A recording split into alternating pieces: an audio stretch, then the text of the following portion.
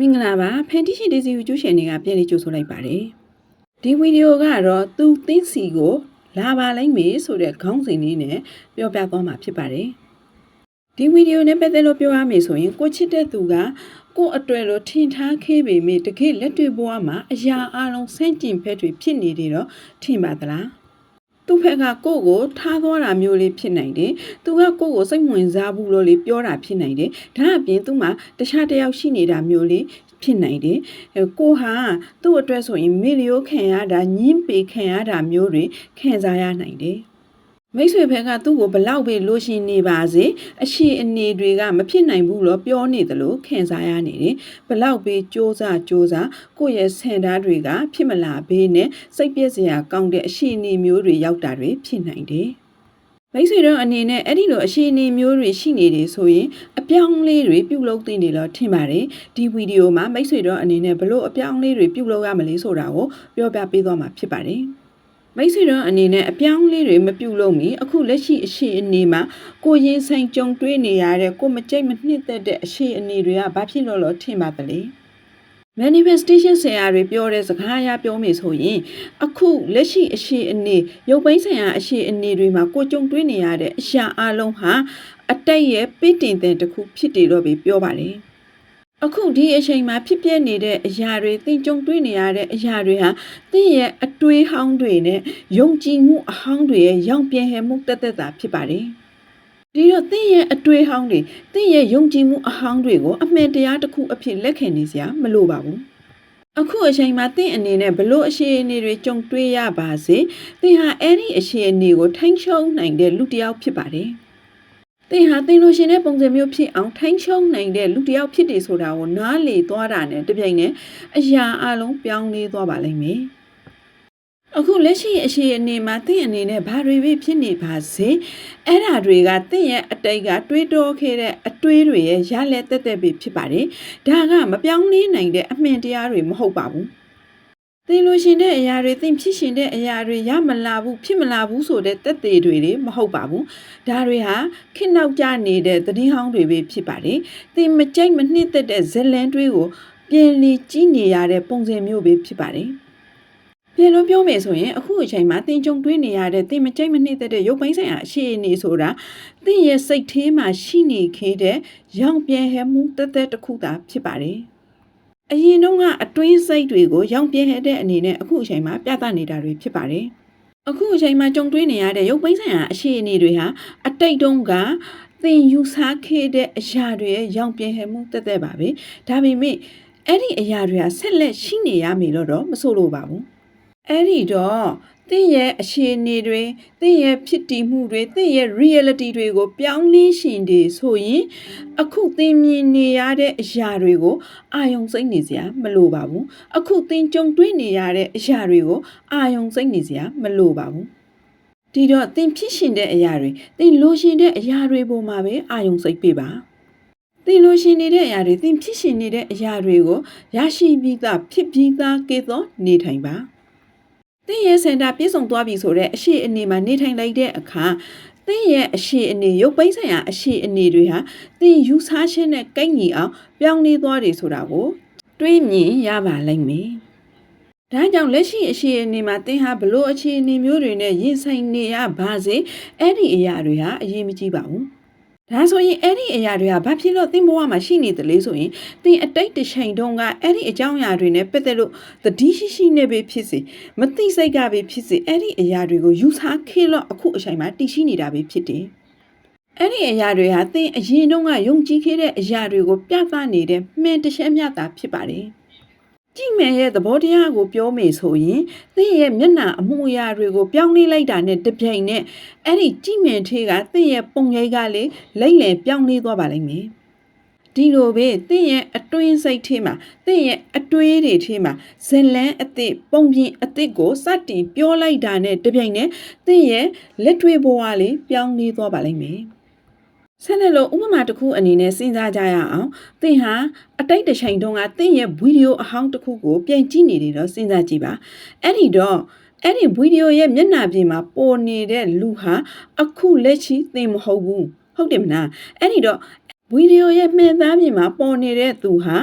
သင်ရဲ့အတိတ်ကပုံစံတစ်မျိုးသက်သက်သာဖြစ်ပါတယ်ဒီလိုဆိုရင်အဲ့ဒီဗီဒီယိုမှတ်တမ်းဟာဒီနေ့သင်ကိုဘသူလေးဆိုတာကိုသတ်မှတ်ခွင့်ပေးမှာလားဗီဒီယိုအဟောင်းမှတ်တမ်းကတော့အခုလက်ရှိသင်ကိုဘသူလေးဆိုတာကိုဘလို့မှသတ်မှတ်မှာမဟုတ်ပါဘူးသင်ရဲ့လက်တွေ့ဘဝကလည်းဒီအတိုင်းပါပဲအတူတူပါပဲအခုအချိန်မှာသင်ကြုံတွေ့နေရတဲ့ရုပ်ပိုင်းဆိုင်ရာအခြေအနေတွေဆိုတာအတိတ်ကအတွေးတွေရဲ့ယုံကြည်မှုတွေရဲ့ခင့်နောက်ကျနေတဲ့မှတ်တမ်းတစ်ခုသာဖြစ်ပါတယ်။အဲ့ဒီတော့မိမိကိုယ်ကိုပုံစံအသစ်တစ်ခုကိုပြောင်းလဲဖို့ဆုံးဖြတ်လိုက်တာနဲ့တပြိုင်နက်အဲ့ဒီမှတ်တမ်းတွေဟာပြောင်းလဲသွားပါလိမ့်မယ်။ဒီတော့သင်ဘဝမှာဖြစ်ပေါ်နေတဲ့ပုံမြင်တွေဇလန်းတွေကိုသင်မကြိုက်ဘူးဆိုရင်အခုချက်ချင်းပြောင်းလဲလိုက်ပါ။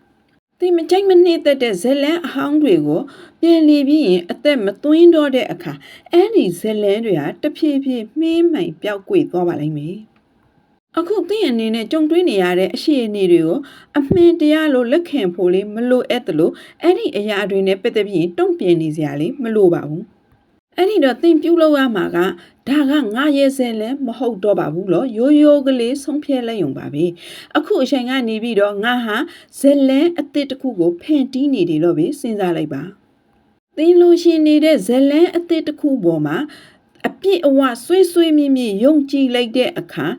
သင်ရဲ့ reality သင်ရဲ့ဖြစ်တည်မှုတွေဟာသင်ယုံကြည်ထားတဲ့အတိုင်းလိုက်နိုင်ရမှာပဲသူတို့မှတခြားရွေးချယ်စရာမရှိပါဘူးဒါဆိုရင်သင်ရဲ့ဇလန်းအသစ်ကဘာတွေဖြစ်စီရှင်တာလဲသူကငါ့ကိုချစ်တယ်သူကငါ့ကိုဘယ်တော့မှညှင်းငွေးမှာမဟုတ်ဘူးသူဟာငါ့ကိုဆွေးနေတယ်ဆွေးမဲနေတယ်သူကငါ့ကိုတောင်းတနေတယ်သူကငါ့ကိုတင်ဖိုးထားပါတယ်ငါဟာသူ့ဘဝမှာအရေးကြီးဆုံးလူတစ်ယောက်ဖြစ်တယ်သူကငါအကြောင်းကိုအမြဲတမ်းစဉ်းစားနေတယ်သူဟာငါစီကိုဆွေးဆောင်ခဲနေရတဲ့လူတစ်ယောက်ဖြစ်တယ်သူကငါ့ကိုလေးစားပါတယ်သူဟာငါထက်ဘသူ့ကိုမှပို့ပြီးရင်မလို့ရှင်ပါဘူးသူဟာငါ့ကိုပဲတခြားသူတွေထက်ပို့မို့လို့ရှင်နေပါတယ်သူဟာငါအပေါ်မှာနည်းနည်းချင်းချင်းသစ္စာရှိပါတယ်သူဟာငါ့ကိုအကြိမ်ကြိမ်အခါခါရွေးရှိတယ်သူဟာငါမရှိဘဲနဲ့မနေနိုင်ပါဘူးသူဟာငါ့ကိုမငင်းဆန်နိုင်တဲ့ဆွေးဆောင်မှုတစ်ခုတော့ခံစားရပါတယ်သူဟာငါနဲ့အတူရှိနေတယ်ဆိုရင်အပျော်ဆုံးပဲတော့ခံစားရပါတယ်သူဟာငါ့ကိုဦးစားပေးပါတယ်သူ့ရဲ့အချိန်တွေကိုငါနဲ့အတူတူကကုံဆုံးချင်ပါတယ်သူဟာငါ့ကိုပြီးပြေးစုံတဲ့အဖို့တယောက်အနေနဲ့မြင်နေပါတယ်သူဟာငါနဲ့ပတ်သက်လာရင်နှရှိန်ပြီးရင်ခိုင်မာတဲ့ဆက်သွယ်မှုတစ်ခုကိုခံစားရပါတယ်သူဟာငါတဦးတယောက်တည်းအပေါ်မှာပဲတစ္ဆာရှိပါတယ်သူဟာငါအပေါ်ရှင်းရှင်းမေတ္တာတွေနဲ့လွှမ်းမိုးနေပါတယ်ငါကလွေလို့တခြားဘသူကမှသူ့ကိုဒီလိုခံစားရအောင်မလုပ်နိုင်ဘူးဆိုတာသူသိပါတယ်သူဟာငါ့ကိုအမြဲတမ်းဆက်သွယ်နေပါတယ်သူဟာငါနဲ့နီးနီးဆဲဆဲနေရတာကိုအရင်သဘောကျပါတယ်ငါဟာသူ့အတွက်အကောင်းဆုံးလူတစ်ယောက်ဖြစ်ပါတယ်သူ့ဘဝမှာငါရှိနေရှင်အပြင်သူဟာအမှန်တကယ်ကဲကောင်းတဲ့လူတစ်ယောက်ဖြစ်တယ်တော့သူ့ကိုယ်သူခံစားမိနေပါတယ်သူဟာငါနဲ့အတူတကွနေရတာကိုဂုဏ်ယူနေမိပါတယ်အခုဒေစီပြောခဲ့တဲ့စကားလုံးတွေဟာမိတ်ဆွေတို့အတွက် affirmation တွေသက်သက်မဟုတ်ပါဘူးဒါသည်မိတ်ဆွေတို့ရဲ့အမှန်တရားအသစ်ပဲဖြစ်တယ်ဒီစကလုံးတွေမှာဖော်ပြထားတဲ့ပုံစံမျိုးရှိနေတဲ့ဘဝတွေထွေကိုမိတ်ဆွေတို့အနေနဲ့ဝင်ရောက်ရမှာပဲဖြစ်တယ်။ဒါတွေဟာမိတ်ဆွေတို့ရဲ့လက်တွေ့ဘဝပဲဖြစ်တယ်။ပုံပြင်အသစ်တွေပဲဖြစ်တယ်။မိတ်ဆွေတို့အနေနဲ့ဒီဇလန်အသစ်ပုံပြင်အသစ်မှာဆက်လက်တည်မြဲနေတဲ့အခါလက်တွေ့ဘဝကလည်းအဲ့ဒါနဲ့ကိတ်ညီလာအောင်ပုံသွင်းသွားပါလိမ့်မယ်။ manifestation ကဒီလိုပဲအလုပ်လုပ်ပါတယ်။သင်အနေနဲ့တညဒေးနဲ့သင်ကိုယ်သင်ယုံကြည်အောင်ပြုလုပ်နေစရာမလိုပါဘူး။အဲ့ဒီဇလန်အသစ်ပုံပြင်အသစ်ကိုသာသင်အနေနဲ့အကြိမ်ကြိမ်အခါခါထက်တလေးလေးမိမိကိုယ်ကိုပြောပြနေလိုက်ပါဘယ်လောက်ထိပြောပြရမလဲဆိုရင်အဲ့ဒီအရာဒီတဘာဝအတိုင်းအမှန်တကယ်ဖြစ်နေတယ်တော့ခံစားရအောင်အထီကိုမိမိကိုယ်ကိုပုံပြင်အသစ်တွေကိုထက်တလေးလေးပြောပြပါမိမိကိုယ်ကိုအချစ်ခံရပြီးသားလိုရှင်ခံရပြီးသားရွေးရှိခံရပြီးသားလူတစ်ယောက်အဖြစ်မြင်ပေးပါကိုယ့်ရဲ့ပုံပြင်အသစ်တွေကိုစိတ်ပိန်းဆိုင်ရာရောစိတ်ခံစားမှုအရာရောအဲ့ဒီပုံစံမျိုးမိမိကိုယ်ကိုနေလိုက်ပါမိမိကိုယ်ကိုအချစ်ခံရတဲ့လူတင်ဖိုးထားခံရတဲ့လူလို့စိတ်ကူးကြည့်လိုက်တဲ့အခါတင့်ရဲ့စိတ်တွေကဘလို့ခံစားရလဲတစ်ဖက်လူရဲ့အာယုံစိတ်မှုကိုအပြည့်အဝရတယ်တစ်ဖက်လူအတွက်ကိုဟာအရေးကြီးဆုံးလူတစ်ယောက်ဖြစ်တယ်ဆိုတာကိုသိလိုက်ရတဲ့အခါကိုယ့်ရဲ့စိတ်ခံစားချက်တွေကဘလို့ဖြစ်နေသလဲ ဒါတွေဟာမြင်အောင်ကြည့်အောင်တက်တက်စိတ်ကူးကြည့်အောင်တက်တက်စိတ်ကူးရင်းနေအောင်တက်တက်မဟုတ်ပါဘူးအဲ့ဒီအတွေ့အကြုံရဲ့ပြည့်စုံမှုကိုဒီနေရာမှာဒီအချိန်မှာပဲခံစားပါသင်ရဲ့တစ်ဖက်လူရဲ့ချစ်ချင်းမေတ္တာကသင်အပေါ်မှာနှွေးထွေးမှုတွေယုံကြည်မှုတွေလုံခြုံမှုတွေနဲ့ပြည့်စုံနေတယ်တော့စိတ်ကူးရင်ကြည့်ပါသူဟာသင်ကိုရွေးချယ်ထားတယ်ဆိုတာကိုသိလိုက်ပြီးရင်ပျော်ရွှင်မှုတွေငြိမ်းချမ်းမှုတွေလုံခြုံမှုတွေကိုခံစားကြည့်ပါသူ့ရဲ့ချစ်ခင်မျက်နှာမှုကိုခံယူရရှင်းဖြင့်ကိုယ့်ရဲ့စိတ်ထဲမှာဘလို့ခံစားရမလဲဆိုတာကိုစိတ်ကူးရင်ကြည့်ပါသူဟာသင်ပိန်ဆိုင်တဲ့လူဖြစ်တယ်ဆိုတဲ့ခိုင်မာတဲ့စိတ်ခံစားချက်ကိုခံစားပေးပါ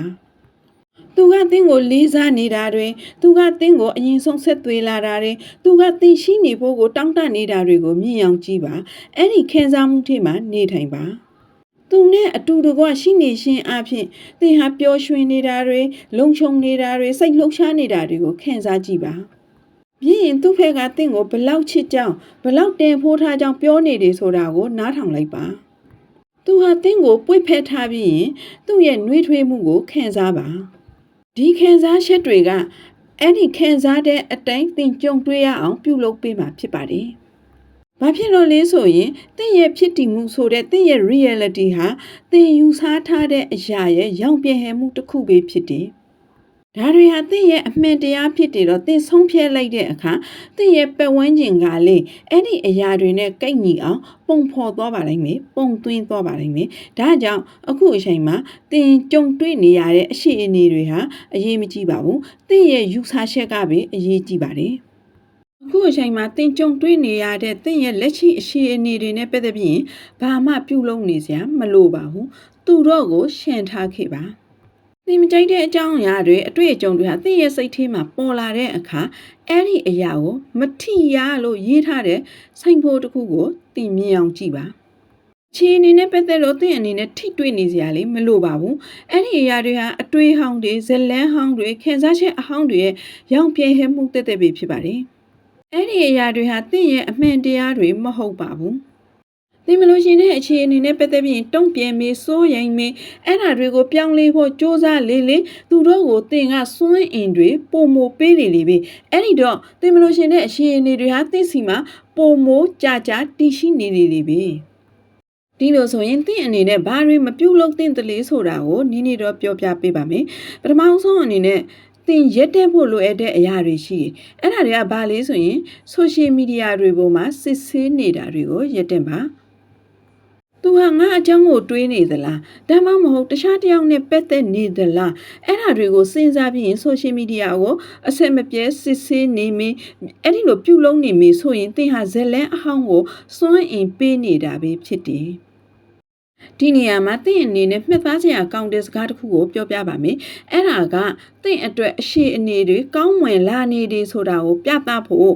ပြင်ပသက်သေအချို့ကိုသင်စောင့်ဆိုင်နေပြီဆိုရင်သင်ဟာမရေရာမှုကိုပုံမအားဖြင့်ပေးနေတာဖြစ်တယ်သင်ရဲ့ခိုင်မာတဲ့စိတ်ကိုအားဖြင့်နေတာမဟုတ်ပါဘူးသင်အနေနဲ့သူ့ဘက်ကသင်ကိုချစ်တယ်သူ့ဘက်ကသင်ကိုလွမ်းနေတယ်ဆိုတဲ့သက်သေတွေကိုစစ်ဆေးလိုက်တဲ့အချိန်တိုင်းမှာသူ့ဘက်ကသင်ကိုမချစ်သေးဘူးသူ့ဘက်ကသင်ကိုလွမ်းမနေဘူးဆိုတဲ့ idea တွေကိုသင်ဟာအားဖြင့်ပေးနေတာပဲဖြစ်တယ်ဒါဟာမသေးချာမရေရာမှုတစ်ခုဖြစ်ပြီးရင်အဲ့ဒီမသေးချာမရေရာတဲ့အရာမှာသင်ဟာပိတ်မိနေမှာပဲသင်ဒီနေရာကိုမကြိုက်ဘူးဆိုရင်ဘာလို့အဲ့ဒီမှာဆက်နေမှာလဲဒီတော့အဲ့ဒီနေရာမှာဆက်လက်ရှိနေမေးအစားသင်ရဲ့တစ်ဖက်လူကသင်ကိုချစ်တယ်သင်နဲ့အတူတကွရှိနေရှင်တယ်ဆိုတဲ့ယူဆချက်ကိုအာယုံစိတ်ပါအဲ့ဒီယူဆချက်ရဲ့နောက်ွယ်မှာအရာအလုံးဟာသင်အတွက်အလုံးလုံးနေတယ်ဆိုတာကိုယုံကြည်ပေးပါဒုတိယအချက်တစ်ခုအနေနဲ့သင်ရက်တန်းရမှာကတော့တခြားသူတွေစီကအတိပြုမှုတောင်းခံတာကိုရက်တန်းပေးပါတခြားသူတွေစီကအတိပြုမှုတောင်းခံတာကလေလူတော်တော်များများမှားတဲ့အမှားတစ်ခုဖြစ်ပါတယ်အဲ့ဒီအမှားကဘလို့လဲဆိုရင်သူ့ရဲ့တငယ်ချင်းတွေသူ့ရဲ့မိသားစုတွေစီကဒါမှမဟုတ် social media အဖွဲ့အစည်းတွေစီကပဲဖြစ်ပေါ့နော်သူကငါ့ကိုချစ်နေတုံးပေးလားသူကငါ့ကိုဂရုစိတ်နေတုံးပေးလားသူနဲ့ငါအဆင်ပြေတော့ထင်သလားအဲ့ဒီလိုမေးမြန်းရင်းနဲ့စိတ်ချမှုကိုရှာဖွေတာပဲဖြစ်တယ်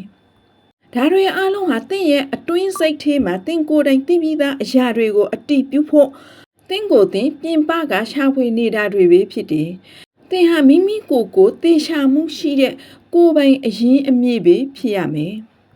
တခြားသူတွေစီကစိတ်ချမှုကိုတောင်းခံတဲ့အခါသင်ဟာသင်ရဲ့ယုံကြည်မှုကိုသင်ရဲ့ပြင်ပမှာထားလိုက်တာဖြစ်တယ်။ဒါဟာသင်ဖန်တီးနေတဲ့လက်တွေ့ဘဝအပေါ်မှာသင်ရဲ့ယုံကြည်မှုကိုလျော့နေသွားစေတယ်။ဘာဖြစ်လို့လဲဆိုရင်တခြားလူတွေဆိုတာသင်ရဲ့ရောင်ပြန်ဟဲမှုတက်တက်ပဲသင်ရဲ့အတွင်းစိတ်ကရောင်ပြန်ဟဲမှုတွေပဲဖြစ်တယ်။တကယ်တော့သင်မှာတန်တရားစိတ်တွေရှိနေတယ်ဆိုရင်သင်ကိုတန်တရားစိတ်တွေဖြစ်စေမယ့်လူတွေကိုပဲသင်ဟာဆက်လက် manifest ဖြစ်နေအောင်မှာပဲသူတို့ကပြောမှာပဲငါမသိဘူးဒါကမဖြစ်နိုင်ဘူး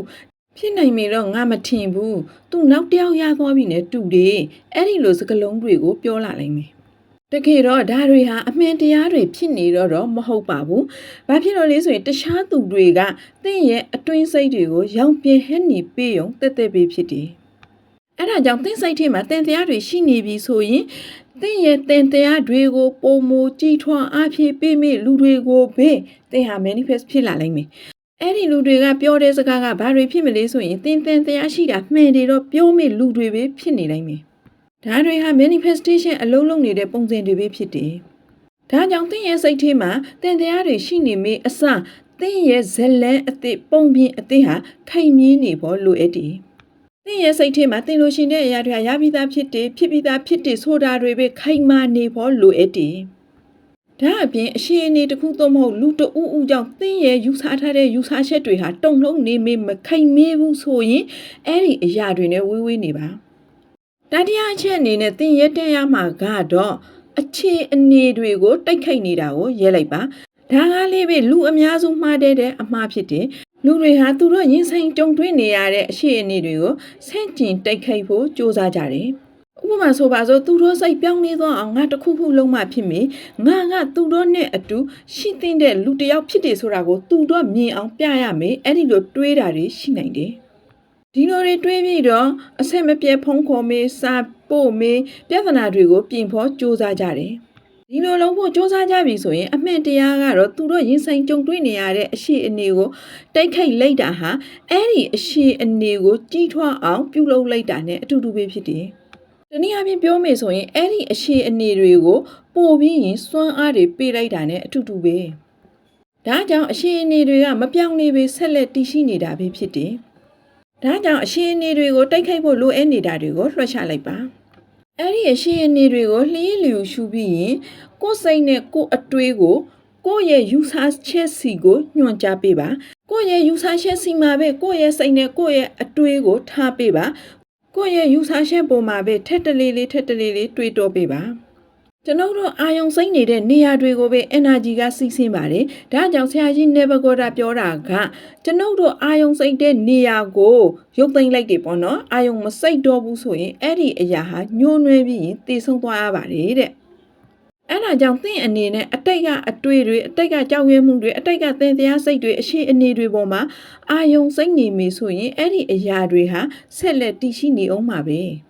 ဒါကြောင့်သင်မလို့ရှင်တဲ့အရှိအနေတွေကိုရှင်းထားခဲ့ပြီးရင်သင်ရဲ့အာယုံစိတ်မှုတွေသင်ရဲ့စွမ်းအင်တွေကိုထက်မပေးဖို့ရွေးချယ်လိုက်တဲ့အခါသူတို့ဟာ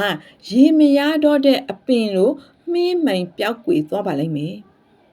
သင်ရဲ့ဇလန်းဟောင်းဟာသင်အစာမပေးတော့တာနဲ့ညှိုးနွမ်းလာပါလိမ့်မယ်အဲ့ဒီတော့သင်အနေနဲ့ဘလို့ပြုလုပ်ရမလဲဆိုရင်ရိုးရိုးလေးပဲဆုံးဖြတ်လိုက်လို့ရတယ်ငါဟာဇလန်းဟောင်းနဲ့ထည့်ပြီးရင်မပက်သက်တော့ဘူးလက်ရှိအရှိအနေတွေကိုငါအာယုံထည့်မပေးတော့ဘူးငါရဲ့အာယုံတွေကိုဘဝအသေးပုံပြင်အသစ်စီကိုပဲပြောင်းနေတော့မေဆိုပြီးတော့အဲ့ဒီလိုဆုံးဖြတ်လိုက်ရုံပဲဖြစ်တယ်ပြီးရင်ကိုလိုရှင်တဲ့အရာတွေကိုဖန်တီးတဲ့နေရာကိုပဲအာယုံစိတ်ပါကိုလိုရှင်တဲ့အရာတွေဟာဖြစ်ပြီးသားရပြီးသားအရာတွေဖြစ်တယ်ဆိုတဲ့ခိုင်မာတဲ့စိတ်ကိုခံစားပေးပါဒီလိုပြုလုပ်လိုက်ခြင်းအပြင်ပုံပြင်အဟောင်းဟာပျော်ကွေးပျက်စီးသွားရင်ဘဝအသစ်ပုံပြင်အသစ်ကအားစိတ်စရာမလိုဘဲနဲ့အဲ့ဒီနေရာမှာအစားထိုးဝင်ရောက်လာပါလိမ့်မယ်ဒါကြောင့်ပုံပြင်အဟောင်းတွေကိုတိုက်ခိုက်နေစရာမလိုပါဘူးအဲ့ဒီအရာကိုလွှတ်ချထားလိုက်ရုံပါပဲလက်ရှိအချိန်မှာသင်ဖန်တီးနေတဲ့အရာတွေကိုသာအာယုံစိတ်ပါကြံတဲ့အရာတွေကတော့အဲ့ဒီအရာနဲ့ကိုက်ညီအောင်ပြောင်းလဲသွားပါလိမ့်မယ်သဒုထအချက်အနေနဲ့သင်ရဲတင်ရမှာကတော့ဘလို့ပုံစံနဲ့ဘေးအချိန်မှာဖြစ်လာမလဲဆိုတာကိုရဲတင်ဖို့လိုအပ်ပါတယ်သင်ရဲ့တစ်ဖက်လူဟာဘလို့စိတ်တွေပြောင်းလဲသွားမလဲဆိုတာကိုသင်သိနေစရာမလိုပါဘူး တင်ဘဝအထီးကိုသူဟာဘလို့ပုံစံနဲ့ပြန်လာမလေးဆိုတာကိုလေတင်သိနေစရာမလိုဘူးသူကတင်းကိုဆိုရှယ်မီဒီယာမှာဘေးအချိန်မှာဘလော့ဖြီပေးမှလေဘေးအချိန်မှာတင်းကိုအဆက်အသွေးတွေပြုတ်လုလာမလေးဆိုတာကိုလေတင်သိနေစရာမလိုဘူးဒါတွေကတင်းရဲ့အလုံးမဟုတ်ပါဘူးဘေးလိုနဲ့ဘေးအချိန်ဆိုတဲ့အထီးမှာနင်းမျိုးသွားဖို့လွေကူနိုင်တယ်ဒါကဘလို့ဖြစ်လာမှလေသူတော့ဘေးတော့ငါ့ကိုလိုရှင်တယ်ဆိုတာသိမှလေသူတော့ငါ့ကိုလိုရှင်တဲ့အတိုင်းငါမြင်အောင်ဘာပြုတ်လို့တင်တယ်လေသူတော့ဘလို့ဆက်သွေလာမှလေစတဲ့မိခွန်းတွေကိုတင့်ကိုတင်အဆက်မပြတ်မေးနေမိနိုင်ပါတယ်ဒီမိခွန်းတွေကတင်ယူဆနေတဲ့ယူဆချက်တွေကိုအာယုံပြောင်းသွားစေပါတယ်ဒီလိုဆိုရင်တင်ပြုတ်လို့ရမှာကတင်ရဲ့ယူဆချက်ကိုတစ္ဆာရှိစွာဆုပ်ကင်ထားပြီးရင်တင်လိုရှင်တဲ့အရာတွေဟာပေါ်ထွက်လာပါလိမ့်မယ်တော့ယုံကြည်လိုက်ပါဒါကိုကောင်းမွန်တဲ့ဥပမာတစ်ခုအနေနဲ့ပြောရမယ်ဆိုရင်မျိုးစိတစ်စီးကိုစိတ်ပြိုးလိုက်တာကိုစဉ်းစားကြည့်တော့ရပါတယ်ကျွန်တော်တို့အနေနဲ့မျိုးစိတစ်စီးကိုစိတ်ပြိုးလိုက်တဲ့အခါအဲ့ဒီမျိုးစိနာမှာရဲပြီးရင်ဒါကဘလို့ကြီးထွားလာမှလေဘီတော့အပင်ပေါက်မှလေလို့မေးနေမှာမဟုတ်ပါဘူးတဲ့အနေနဲ့မှန်ကန်တဲ့အရှိအနေတွေကိုပေးထားခဲ့ရင်ကြီးထွားလာလိမ့်မည်တော့တဲ့ဟာရိုးရှင်းစွာယုံကြည်နေပါလိမ့်မယ်အဲ့ဒီအခါသင်ဟာနေအောင်ခြေတွေမြေစီလာတွေမိုးရေတွေအဲ့ဒီအရာတွေကိုလေထိန်ချုပ်မှာမဟုတ်ဘူးသင်အနေနဲ့ဇီဝဗေဒနဲ့ပတ်သက်တဲ့ဘွေးရရှိဖို့လေမလိုအပ်ဘူးမျိုးစိတစ်ခုပေါက်ပြီးရင်အပင်ဖြစ်လာပုံအတွင်းပိုင်းလုပ်ငန်းစဉ်ကိုသိရှိနေစရာလေသင်လိုအပ်မှာမဟုတ်ဘူးသင်ဟာမျိုးစိတစ်စီးကိုစိတ်ပြိုးလိုက်တဲ့အခါအဲ့ဒီအရာတွေကိုဘာတစ်ခုမှသိနေစရာမလိုဘူးမျိုးစိစိတ်ပြိုးပြီးရင်ကြီးထွားလာလိမ့်မည်တော့ယုံကြည်လိုက်ယုံပဲမျိုးစိတစ်ခုကအပင်ဖြစ်လာဖို့လိုအပ်တဲ့အရာအလုံးဟာမျိုးစိထဲမှာပုံဖော်ပြီးသားပဲဖြစ်တယ်။အဲ့ဒါတွေကိုသင်သိနေစရာမလိုဘူးမျိုးစိကအလိုလိုသိပြီးသားပဲဖြစ်တယ်။ဒါကြောင့်ဆရာကြီးနေပဂေါဒက manifestation ပြုလုပ်တယ်ဆိုတာမျိုးစိတစ်စီးကိုအပင်စိတ်ပြိုးလိုက်တာနဲ့အတူတူပဲတော့ပြောတယ်။ manifestation ပြုလုပ်နေတယ်ဆိုတဲ့ကိုလိုရှင်တဲ့ဘဝကိုအကောင့်အထည်ဖော်နေတဲ့အရာထဲမှာသင်ရဲ့လက်တွေ့ဘဝမှာဖြစ်လာဖို့လိုအပ်တဲ့အရာတွေအလုံးဖြစ်ပြရမယ့်အရာတွေအလုံးဟာပါဝင်ပြီးသားပဲဖြစ်တယ်။ဒါကြောင့် manifestation ပြုလုပ်တဲ့အခါဒါကဘလို့ဖြစ်လာမလဲဆိုတာသိစရာမလိုဘူး။မျိုးစိတစ်စီးကအပင်ဖြစ်လာအောင်ပြုလုပ်ပေးတဲ့ဇီဝဗေဒဆိုင်ရာရင်းနှီးတွေအလုံးကိုလေသင်သိနေစရာမလိုတကယ်တော့အဲ့ဒီအရာတွေကိုသိနေစရာမလိုဘူး။အဲ့ဒီအရာတွေကသင်ရဲ့ manifestation ထဲမှာပါဝင်ပြီးသားပဲဖြစ်တယ်။ဒါကြောင့်သင်အနေနဲ့ဘလို့လောရမလေးဆိုတာကိုလွှတ်ချလိုက်တဲ့အခါသင်ရဲ့လက်တွေ့ဘဝသင်ရဲ့ reality ပြောင်းလဲဖို့အတွက်နေရာလွဲတစ်ခုကိုဖန်တီးပေးတာပဲဖြစ်တယ်။ဘယ်လိုဖြစ်လာမလဲဘယ်အချိန်ဖြစ်လာမလဲကိုသာဆက်လက်စဉ်းစားနေမိဆိုရင်နေ့စဉ်အဲ့ဒီအကြောင်းကိုတတိပြုမိပြီးအဲ့ဒီအရာနဲ့ပတ်သက်လို့အပြုသဘောမဆောင်တဲ့ negative စိတ်ခံစားချက်တွေကိုသင်ဟာဆက်လက်ခံစားနေရလိမ့်မယ်။အဲ့ဒီအခါသင်အတွက် manifestation အလုပ်လုပ်မှုတွေကတော့နှောင့်နှေးသွားတတ်တယ်။ဘယ်တော့ဖြစ်လာမလဲဘယ်အချိန်ဖြစ်လာမလဲလို့တွေးတောနေပြီဆိုရင်သင်အနေနဲ့ manifestation လုပ်ငန်းစဉ်အလုံးကိုပြုလုပ်နေပေမဲ့အပြုသဘောမဆောင်တဲ့အရာတွေကိုဆက်လက်ရှိနေအောင်ပြုလုပ်နေတာ ਨੇ အတူတူပဲဆိုလိုတာကသင်ဟာ negative အကြောင်းအရာတွေကိုဆက်လက်ဖန်တီးနေတာဖြစ်တယ်ကျွန်တော်တို့အနေနဲ့ကြုံတွေ့နေရတဲ့ရုပ်ပိုင်းဆိုင်ရာအရှိအနေတွေ reality တွေဖြစ်တည်မှုတွေဆိုတာဒါကမှန်တယ်ဒါကမမှန်ဘူးဆိုပြီးရင်အကေးဖြစ်နေတာမဟုတ်ပါဘူးကိုအာယုံစိတ်နေတဲ့အတိုင်းသူတော့ဖြစ်နေပေးရတာဖြစ်တယ် reality ဆိုတာသင်အာယုံစိတ်နေတဲ့အရာတိုင်းကိုသင်အတွက်အတိပြုပေးနေုံပါပဲအဲ့ဒီတော့သင်အနေနဲ့ဘယ်တော့ဖြစ်လာမလဲဘယ်အချိန်ဖြစ်လာမလဲကိုဆက်လက်တွေးတောပြီးငါအတွက်ကနီးနေမရှိဘူးလို့စဉ်းစားနေပြီဆိုရင်နီးနေမရှိတဲ့လက်တွေ့ဘဝ reality ကိုပဲသင်ရရှိပါလိမ့်မယ်ဒါကြောင့်ဘယ်တော့ဖြစ်လာမလဲဘယ်အချိန်ဖြစ်လာမလဲဆိုတဲ့အဲ့ဒီတွေးတောနေတဲ့အတွေးတွေကိုရက်တင်ဖို့ဆုံးဖြတ်လိုက်ပါအခုအချိန်မှာသင်လိုရှင်နေတဲ့အရာသင်ဖြစ်ရှင်နေတဲ့အရာတွေကိုရရှိပိတ်ဆိုင်နေပြီးတော့တတိပြုမိလိုက်တဲ့အခါသင်ရဲ့လက်တွေ့ဘဝကသင်ရဲ့ reality ကအဲ့ဒီအရာကိုလိုက်နာပြီးရင်သင်လိုရှင်တဲ့အရာကိုပေးရပါလိမ့်မယ်ဒါကြောင့်သင်ရဲ့စိတ်တွေကိုမဖြစ်နိုင်ဘူးဆိုတဲ့နေရာကနေပြီးတော့သင်လိုရှင်တဲ့အရာတွေရပြီးဖြစ်ပြီးပြီဆိုတဲ့နေရာကိုပြောင်းလဲလိုက်ပါအခုသင်ရဲ့ဖြစ်တည်မှုလက်တွေ့ဘဝထဲမှာသင်လိုရှင်တဲ့ချစ်သူကိုရရှိနေပြီတော့ဆိုလိုတာပါ သင်အနေနဲ့သင်ရဲ့တစ်ဖက်လူဟာသင်ရဲ့ဘဝထဲမှာရှိပြီးသားသင်ကိုလေးလေးနက်နက်ချစ်နေပြီးသားလို့ယူဆလိုက်တဲ့အခါသင်ရဲ့ဖြစ်တည်မှု reality ကလေအဲ့ဒီယူဆချက်စီကိုရွေ့သွားပါလိမ့်မယ်သင်ဟာသင်ရဲ့ယူဆချက်အသစ်တွေကိုစုပ်ကင်ထားတဲ့၍ကြံတဲ့အရာအလုံးကနေရာတကျသူ့အလိုအလျောက်ဖြစ်သွားပါလိမ့်မယ်သင်အနေနဲ့ရတဲ့ရမယ့်အရာတွေကိုပြောခဲ့ပြီးဖြစ်တယ်။အခုတော့ဆက်လက်ပြီးရင်သင်အနေနဲ့ပြုလုပ်ရမယ့်အရာတစ်ခုကိုပြောပြပါမယ်။အဲ့ဒါကပြောနေကြစကားအတိုင်း gratitude ဆိုတဲ့ကျေးဇူးတင်ခြင်းသဘောတရားကိုခံစားပေးရမှာဖြစ်တယ်။ gratitude ဆိုတဲ့ကျေးဇူးတင်ခြင်းကိုခံစားဖို့ကတော့အရင်ကိုအရေးကြီးတဲ့အဆင့်တစ်ဆင့်ဖြစ်ပါတယ်။ gratitude ဆိုတဲ့သဘောတရားဟာသင်ဘဝမှာကောင်းမွန်နေပြီးသားအရာတွေစီကိုသင်ရဲ့အာယုံကိုလွှဲပြောင်းဖို့အတွက်အစွမ်းထက်တဲ့နည်းလမ်းတစ်ခုဖြစ်ပါတယ်။သင်မှာရှိနေပြီးသားအရာတွေကိုအာယုံစိုက်လိုက်တဲ့အခါအထူးသဖြင့်ချစ်ချင်းမေတ္တာတွေနဲ့ပတ်သက်တဲ့အရာတွေပေါ့နော်။သင်ဟာချစ်ချင်းမေတ္တာနဲ့100%ထိုက်တန်တဲ့လူတစ်ယောက်ဖြစ်တယ်။သင်မှာချစ်ချင်းမေတ္တာရှိနေတာဟာသဘာဝပဲလို့ယူဆလိုက်တဲ့အခါသင်ရဲ့ manifestation တွေကိုအားဖြည့်လိုက်တာဖြစ်တယ်။သင်ဟာချစ်ချင်းမေတ္တာတွေရှိပြီးသားလူတစ်ယောက်ပဲဖြစ်တယ်။ချစ်ချင်းမေတ္တာကသင်ဘဝမှာအမြဲရှိနေပါတယ်။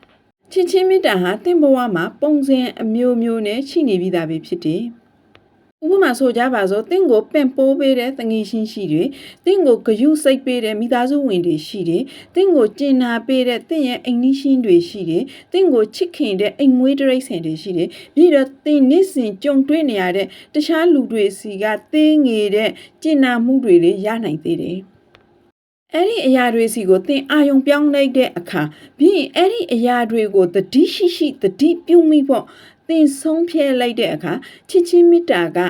ရှိနေပြီးသားလို့သင်ကိုသင်အတည်ပြုနေတာပဲဖြစ်တယ်။အဲ့ဒီတော့လူတိုင်းကငါ့ကိုချစ်တာသဘာဝပဲငါအတွက်ချစ်ချင်းမေတ္တာကသဘာဝပဲချစ်ချင်းမေတ္တာကငါအတွက်လွေကူတယ်ချစ်ချင်းမေတ္တာဟာငါရဲ့မွေးရပါအခွင့်အရေးပဲဖြစ်တယ်။အဲ့ဒီလိုပုံစံမျိုးချစ်ချင်းမေတ္တာတွေဟာသင်မှာရှိနေတာတွေကိုသင်အာယုံစိမ့်မိမှာပဲအဲ့ဒီလိုအာယုံစိမ့်မိတဲ့အခါဓာတွေဟာသင်အတင်းအကျပ်ပြုလုပ်နေတယ်တော့ခံစားရမှာလေမဟုတ်တော့ဘူးဓာတွေဟာတဘာဝအတိုင်းဖြစ်နေတယ်တော့ခံစားရမှာပဲချစ်ချင်းမေတ္တာကသင်ကိုဝဲရင်နေပြီးသားဆိုတာကိုအသိအမဲ့ပြုလိုက်ရှင်ပဲဖြစ်တယ်သင်တငယ်ချင်းကသင်ကိုကူညီနေတာတွေသင်မိသားစုကသင်ကိုချစ်ခင်နေတာတွေဒါမှမဟုတ်လူဆိုင်တယောက်ကသင်ကိုပြုံးပြတာတွေသင်စဉ်းစားတွေးတောမိမှာပဲဖြစ်တယ်ဓာတွေအလုံးကချစ်ချင်းမေတ္တာရဲ့ပုံစံတွေဖြစ်ပြီးရင်ဓာတွေကိုအသိအမဲ့ပြုဖို့ရွေးချယ်တဲ့အခါချစ်ချင်းမေတ္တာကတင့်ဘဝမှာရှိပြီးသားဆိုတဲ့တင့်ရဲ့ယူဆချက်ကိုအားဖြည့်ပေးလိုက်တာဖြစ်တယ်။ရှိနေပြီးသားချစ်ချင်းမေတ္တာတွေကိုသင်ပို့ပြီးအာယုံစိတ်လေးလေးအဲ့ဓာတွေကိုသင်ပို့ပြီးမြင်ရလေပါပဲ။ဘာလို့လဲဆိုတော့သင်ရဲ့ reality သင်ရဲ့လက်တွေ့ဘဝသင်ရဲ့ဖြစ်တည်မှုထဲမှာသင်ထားရှိတဲ့ယူဆချက်တွေနဲ့သင်အာယုံစိတ်တဲ့အရာတွေကိုအမြဲတမ်းရောင်ပြန်ဟဲ့နေတော့ပဲအဲ့ဒီတော့သင်ရဲ့အာယုံစိတ်မှုကိုသင်မှာချီပြီးသားချစ်ချင်းမေတ္တာတွေစီကိုလှည့်ပေးလိုက်ရှင်အပြင်ဥတီပေးလိုက်ရှင်အပြင်ချစ်ချင်းမေတ္တာတွေကပေါ်များလာပြီးသင်ဘဝမှာအဆက်မပြတ်ကြီးထွားနေတယ်ဆိုတဲ့ယူဆချက်ကိုသင်အားဖြည့်ပေးတာပဲဖြစ်တယ်ဒါဟာသင်ချစ်ရသူစီကချစ်ချင်းမေတ္တာလေးအပါဝင်ပါပဲရှိပြီးသားချစ်ချင်းမေတ္တာတွေကိုသင်အမြဲတမ်းအာယုံစိတ်နေတဲ့အခါသင်ရဲ့ချစ်ရသူကလေအဲ့ဒီချစ်ချင်းမေတ္တာတွေကိုသင်စီကိုပြန်လေရောင်ပြန်ဟဲ့လာပါလိမ့်မယ်။ဒါကြောင့်ဒီမှာချိနေပြီးသားချစ်ချင်းမေတ္တာအားလုံးကိုအာယုံစိတ်လိုက်ခြင်းအပြင်သင်မှာချစ်ချင်းမေတ္တာတွေဟာပို့ပြီး manifest ဖြစ်လာပါလိမ့်မယ်။သင်ရဲ့ဘဝမှာကောင်းမွန်နေပြီးသားရှိနေပြီးသားအရာတွေကိုအာယုံစိတ်လိုက်ခြင်းအပြင်သင်ဟာချစ်မြတ်နိုးခံရတဲ့နောက်ဆုံးရလဲမှာနေထိုင်လိုက်တာပဲဖြစ်တယ်။ဒီယူဆချက်ကပဲသင်ရဲ့ reality သင်ရဲ့ဖြစ်တည်မှုလက်တွေ့ဘဝကိုပုံဖော်ပေးပါလိမ့်မယ်။သင်ကိုလိုချင်တဲ့ရလဒ်တွေစီသင်လိုချင်တဲ့သူနဲ့ relationship ဖြစ်စေဖို့ပုံမနီးစေပါလိမ့်မယ်။ဒါကြောင့်ပုံပြင်အဟောင်းတွေဇက်လန်းအဟောင်းတွေမရှိတော့ဘူးလို့အခုချက်ချင်းပဲဆုံးဖြတ်လိုက်ပါ။သင်ချစ်ရတဲ့သူကိုသင်ပိုင်ဆိုင်ပါတယ်။အခုအချိန်မှာသင်ကြုံတွေ့နေရတဲ့သင်မကြိုက်တဲ့အခြေအနေတွေဟာအရေးမကြီးပါဘူးအရေးကြီးတာကသင်ရဲ့ယူဆချက်ပဲဖြစ်တယ်အရေးကြီးတာကသင်နေထိုင်ဖို့ရွေးချယ်လိုက်တဲ့ပုံပြင်အသစ်ပဲဖြစ်တယ်ဒီသဘောတရားကိုစုပ်ကင်ထားလိုက်ပါအရာအလုံးကသင်ကိုမျက်နှာသာပေးနေတယ်တော့ထင်ရလောက်အောင်ပြောင်းလဲသွားပါလိမ့်မယ်ဒီဗီဒီယိုကိုအဆုံးထိနားထောင်ပေးကြတဲ့မိတ်ဆွေတွေအားလုံးကိုကျေးဇူးအထူးတင်ပါတယ်